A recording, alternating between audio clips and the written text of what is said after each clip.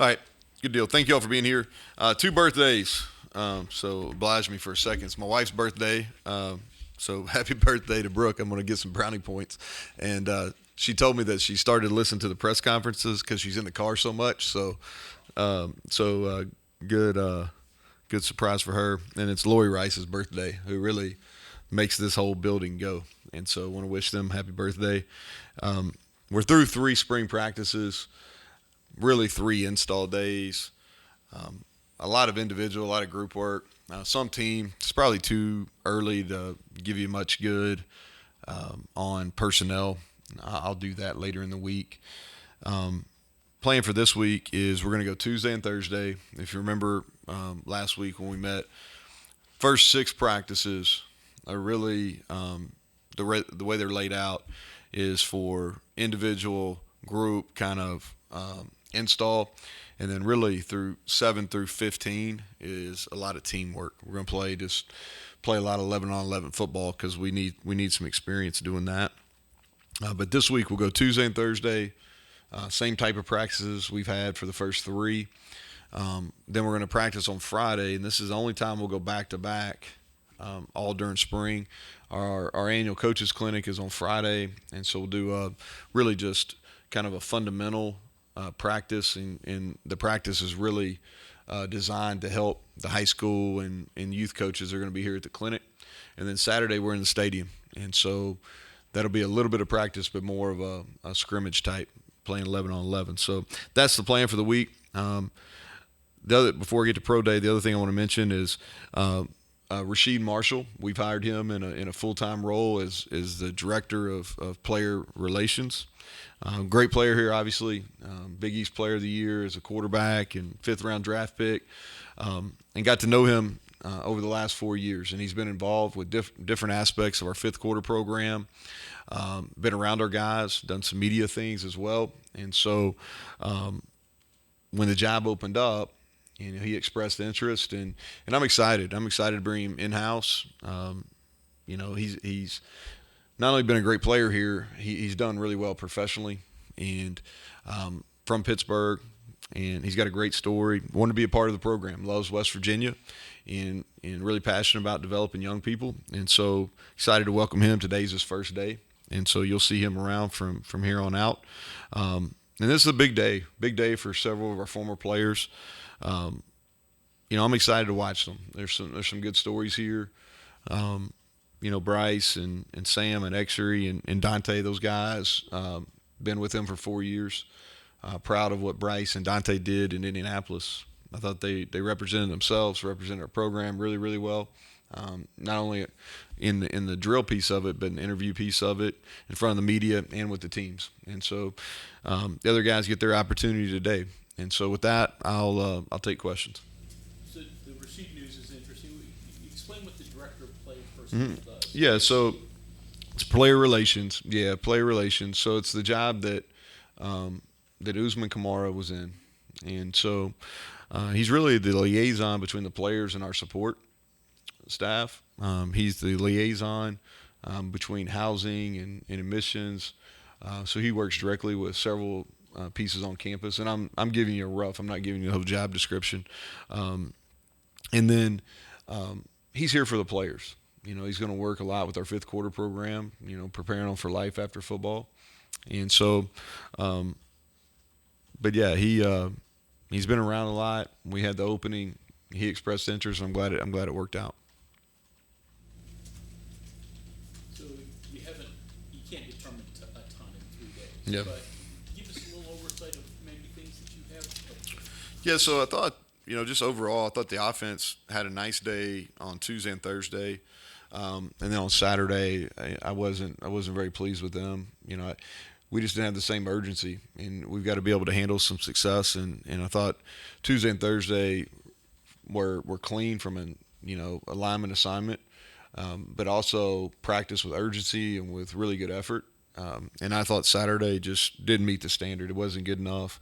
Put the ball on the ground. Didn't have the same urgency. Defensively, I thought that Saturday was by far our best day. I thought it was more confident. And it works out that way because you got pads on, right? So you add the physicality aspect that you don't have on Tuesday and Thursday.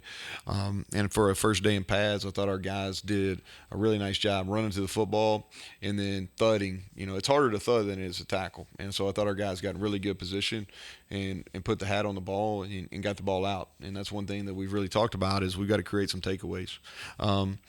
Personnel-wise, I think, like I said, I think it's – offensively, the guy that stood out, and I think you've also seen it when you've been out there a couple of days, Devin Carter. We got a chance to have a real quality running back room. I think Devin Carter, Preston Fox, those two probably the receivers that have stood out thus far. Defensively, Sean Martin has gotten stronger. You can see that. He got some more push. I thought Lee Koba had a nice day on Saturday, which was good to see. And Aubrey Burks is a guy that we have really high expectations for, and not only on field production wise, but from a leadership standpoint. And I think he's off to a good start.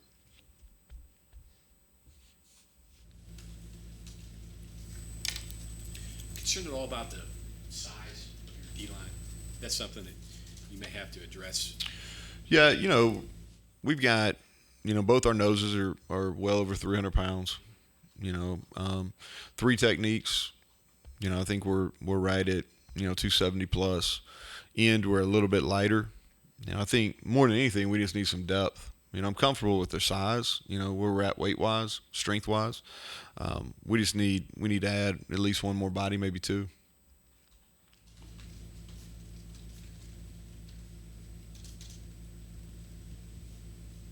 Talked about wide receiver. Just the need to develop that group as a whole. Because obviously you lost a lot. We did. Yeah, we lost. Just talking about Bryce and Sam. A lot of production. I think Sam on his pro day. Probably be remiss if I didn't say this. I mean, you're talking about somebody that over 4 years was really, really productive. I think sometimes we forget.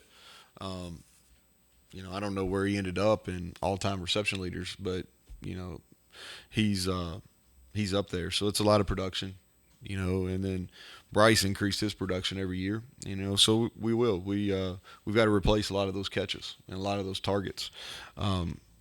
We brought Devin in because we felt like he could be a frontline guy and be a one, and through 3 practices, we've only seen it. That's only been the truth so far. He's delivered. He's made some big time plays, and then there's pressure on Cortez and Jeremiah. I think that both those guys this spring got to make a move. And we talk about pressure being a privilege because we need them. So there's been some flashes. They got to be more consistent. Polk has been a little bit. He missed part of Thursday and all Saturdays with an injury. He should be back tomorrow, and so haven't seen him as much. The other thing too is the running backs and the tight ends. We got to use them more in the pass game to take up some of that slack. That's why Cole Taylor. That's why we brought him here. To be a pass threat. I think you saw that a little bit on Thursday when you were watching. And our running backs, all 4 capable of being active in the pass game. But, yeah, I think receivers we got to develop. I think we got some guys here. We'll add one more. But, I think that this spring is critical for that room. We had an opportunity to talk to Blaine and Bilal on Saturday. Just talk about what they bring. And I know in Bilal's case, he really is kind of a carryover to you anyway because he was here before. But what do those 2 guys bring? So I think I'll start with Bilal. I'll talk about Blaine. So both add kind of a jolt of energy. They fly around on the practice field. Both of them are young, so they really relate well with the players. Both of them are going to be elite recruiters in time. It's going to take them a little bit to get used to it, but they both got elite characteristics to recruit. And they're both good teachers. If you look at, I always think it's, no different than any other profession. You who you come up under, and you rub off, or you kind of follow what their direction was. They've been under some really good people, and so both of them have benefited from that. And and I think it showed in the media. I kind of watched what both of them did on Saturday. you can see it. I thought they did a nice job with you all. They got good give and take. They have original ideas. They're not scared to speak up. And both of them bring something to the table to help us offensively. I know in Blaine's case, you've got him over in Northern Virginia, and I know his dad had a good name in Virginia. Mm-hmm. Was that intentional? Yeah, and so he's doing this for the first time. Bilal's done it here as a graduate assistant, then he did it at VMI. But Blaine's doing the recruiting piece for the first time. That's really the only really new aspect of the job for him. And so I think it was important for us to put him in areas where he felt comfortable, where he had some name recognition, and so he could get off to a good start. 3 days installed, but you seem pretty content that you said Devin's done everything to be a number one. What does that look like? So here's what I think he's done a great job, Mike, in the offseason attacking it. And he's really led that room from a work ethic standpoint, him and Grayson. He's been humble in his approach, but I think he's really helped that group. There's some guys in there that are a little bit younger, and I think he's done a good job setting the standard. Then he's gone out and made a bunch of plays in the first 3 days. Now he's got to continue. We're 1 weekend of a 5-week spring program, but he's made a lot of plays and a lot of contested catches. CJ has practiced more than maybe I'd anticipated. Is he further along in his rehab than you thought? Yeah, you know what? Yeah, he wants to do it. Yeah, he wants to play, and he needs it. Like he doesn't have a whole lot of experience, and he had some flashes last year. We've got to get him where he's got to be able to play. He's got to be durable, and he needs reps at running back just because he doesn't have a whole lot. And so, how much live tackling to be determined, but he's practiced and practiced the whole time, all 3 days. You mentioned last fall you wanted to get him, put multiple pieces with him out there, put him in a slot, do this. Are you able to start adding to his? Yeah, yep. And so we worked him in kind of all over the field through the first 3. If you look at our running back room, so CJ obviously his whole background, you all know that, was in slot. Played slot receiver, kind of an H-back deal a little bit. But Jalen Anderson in high school, if you go back and you watch his high school highlight tape, I mean, a lot of his film, he's still a running back, but they used him a lot at receiver and split out in some NP formations. And Tony and Justin have been here long enough now where they've done those things, but it's really natural for CJ and Jalen because they've been doing it for a long time. When you're in a situation like you are, as far as putting a team together, Mm-hmm. do you take on the assets that the team has, or does the team mold itself to what the coach wants? No, I think you have to. Well, there's a little bit of both, Bob. I think there's probably more of a complicated answer than just one way or the other. I think it's both. I think the identity of your football team has got to be led by your staff, not just your head coach, but your entire staff. But as far as personnel, the coaches have to use the personnel at hand. Now, if there's a vision that you have, then you need to go seek that personnel. So much about today is roster management, roster construction. But like offensively, the best pieces right now for us are the most experienced or the most production that we've had that are in-house in our offensive line and our running back room. So we've got to build what we're doing offensively around the strengths. So I hope that answers your question. How's Yates done at center? Yeah, he's growing. Yeah, he's done well. He's got some natural ability there. Now, the snaps are a little off some. You've seen that, just because he hasn't done it. But he's a more natural inside player. Got a great attitude about it too. You mentioned Cole Taylor earlier. What has he actually exactly brought to the team so far? And is there a possibility with him and his potential you actually could get more from the tight end position as far as the offense than you have? Well, we need to. That was last year. We had the ability to run the ball, but we didn't take advantage of that as well as we should have. Meaning, some movement in the pass, getting the tight ends in the flats, or using the tight ends vertical off some run action pass stuff. We just didn't do a good enough job of that. And what Cole's done, so Cole's background, he played receiver in high school. I mean, he was a as kind of a slot receiver. He's got a basketball background. He's long. I mean, you've seen him. He's 6'6" plus. And so he's open. I call it open by birth. You know, he's got a distinct advantage over the people, linebackers and safeties he's playing. And a lot of that times it's 4 and 5 inches, right? And so that's why we brought him here. We brought him here because we thought he'd be an able blocker, and we'd be able to put him in positions where he could help us in the run game, but then to give us a vertical threat downfield and a guy that we could throw the ball to, and he could make a play after the catch. And so that's the reason he's here. You know, it's up to us to make sure we put him in those situations where he can be successful. Would Devin Carter be in that open by birth category too? Well, he's long. You know, like he may be. You know, there's probably more receivers that look like Devin than there are tight ends that look like Cole, just because.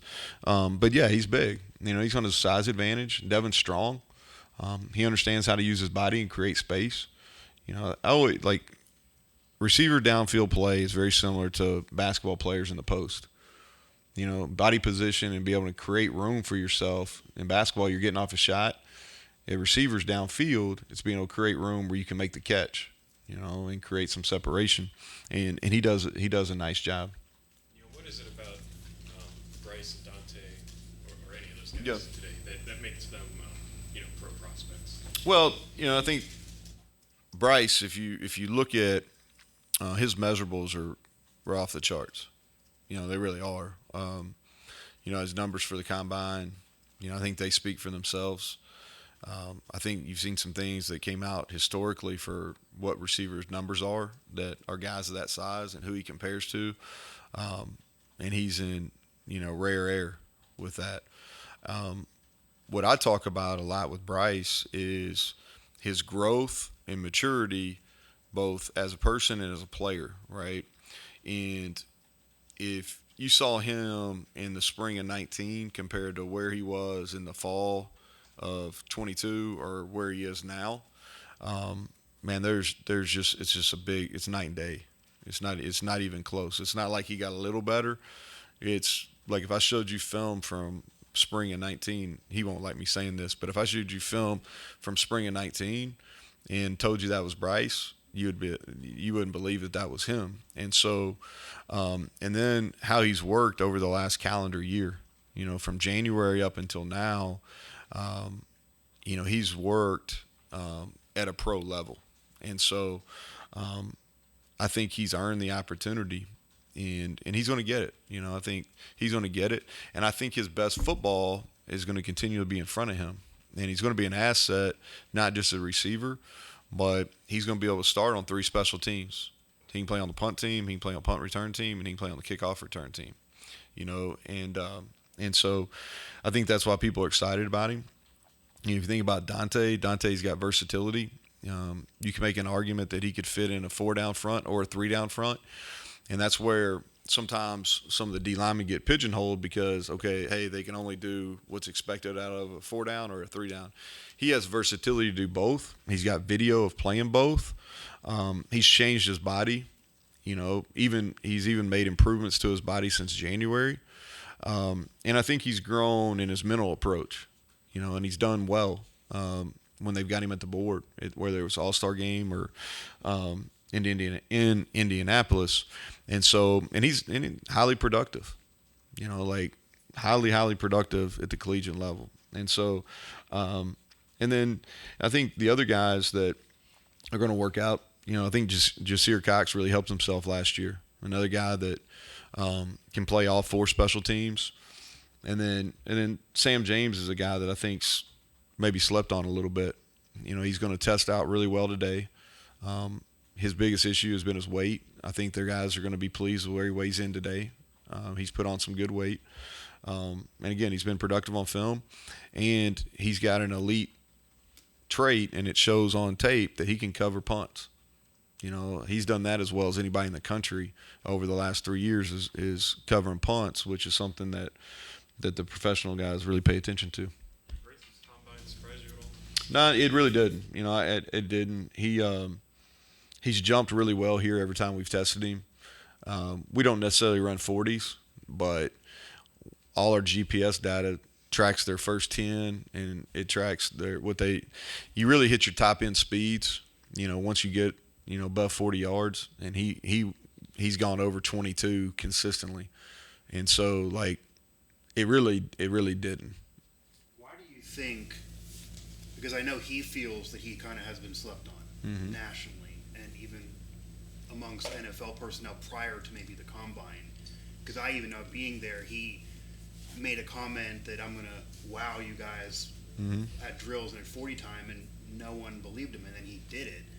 Why do you think, as someone who's been around him more than anybody, that he has been kind of slept on with everything Yeah, you said? it's a good question because I think he was on. Was it 2 years in a row? Mike would know. Did Bruce put him on there that hit Freakless? I think he was on there twice. I know he's at this. So like, that's pretty good. Yeah, but I mean, like, I'm just talking about from a testing standpoint. Now from a football standpoint, I think he played significantly better as a senior than he did leading up to this. And there's some things that he did at a high level in the game in some games, make some plays on the. I'll tell you something about Bryce too. Is like we go down and play, and I think this speaks to his growth. And I more than one pro scout has asked me about this. So the last game of the year, we're out of bowl eligibility. We play. I don't know. A couple of you were, not very many of you went, but it was awful weather at Oklahoma State. It was in the 30s, and when I say it rained, like that's an understatement. Like you could barely see at certain points of the game, and it was difficult to play. And we overthrew him. He won big on about 3 go routes, and we overthrew him. And he had 1 big catch in the game, maybe 2, but he played super hard, like super. He played well on special teams, and he played super hard at receiver.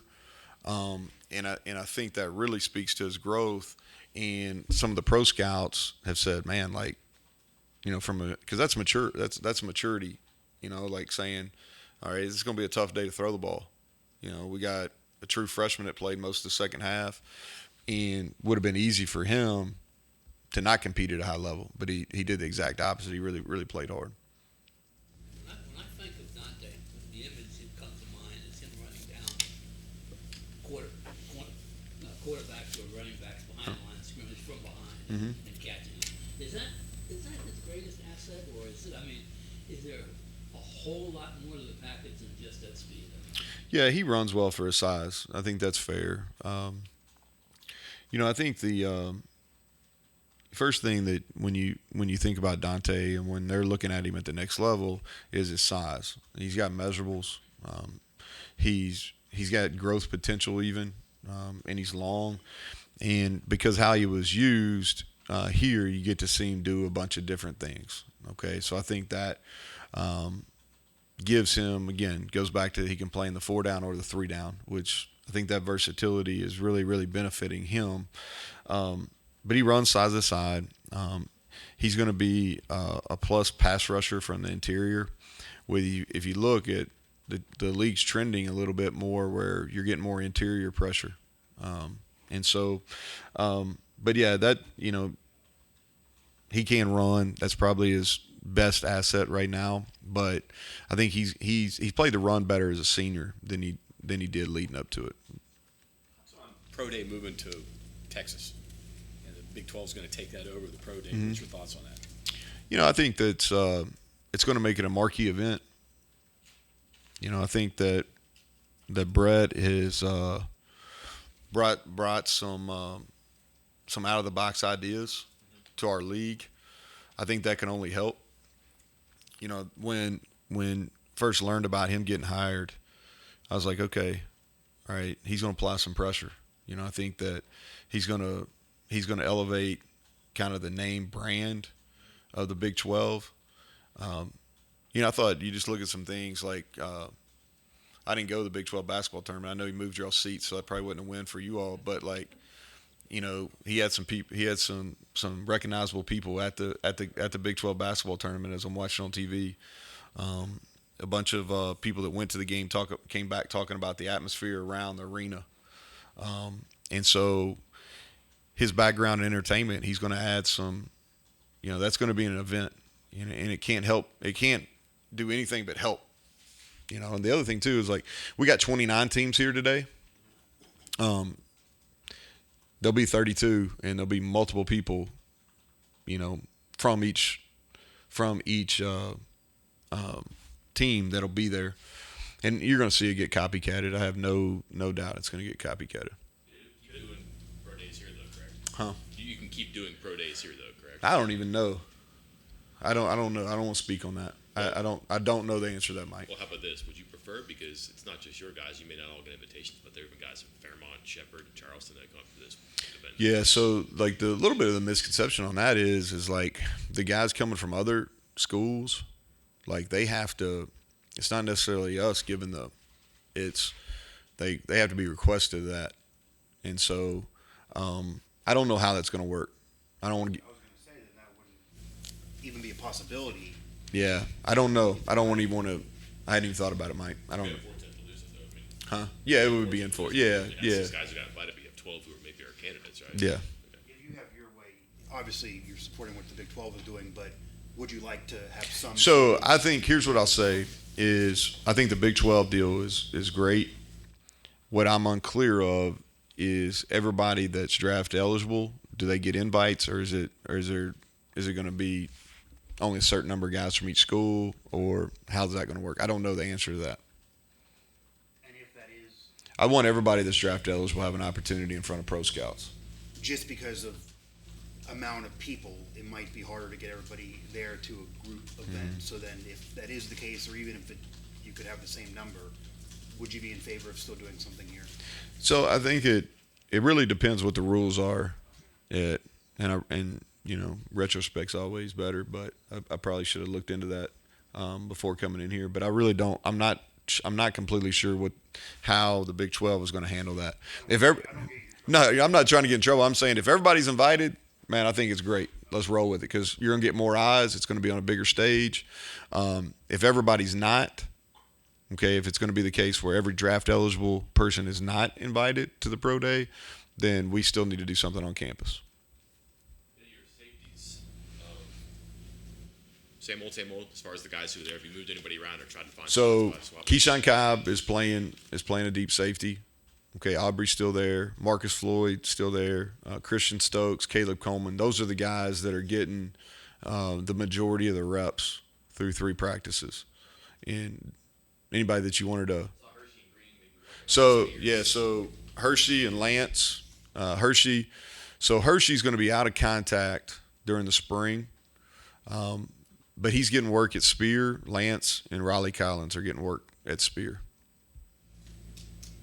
You bounce Lance back and forth to Will and Spear, or just let him So formationally, it'll kind of dictate that. Yeah. So he'll still play in the box some, depending on what personnel groupings. And very similar to how we did it last year before we got hurt.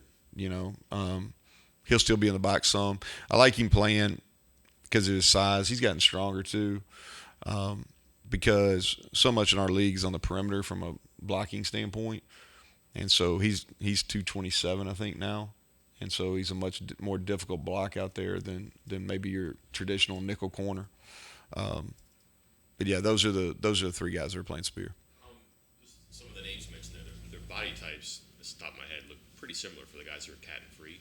Does one look like something and the other plays? No, they're interchangeable. Are they? Okay. Yeah, they're interchangeable. They both have the ability to in our one high stuff, get to the middle of the field. Both of them are going to be the 7th hat in the box some. Yeah, so it's very similar. So if Lance is mainly Spear, your Wills are probably young. So what do you? So right now working at Will, Jai and Trey Lathan and Ben Cutter, Keaton Thomas. Those are the guys who are getting reps. And we're dual training all those guys, Mike and Will's. We've really worked on that since January, where those guys can really get dual trained. Okay, anything else for Coach? All right, thank you very much. All right, thank you all.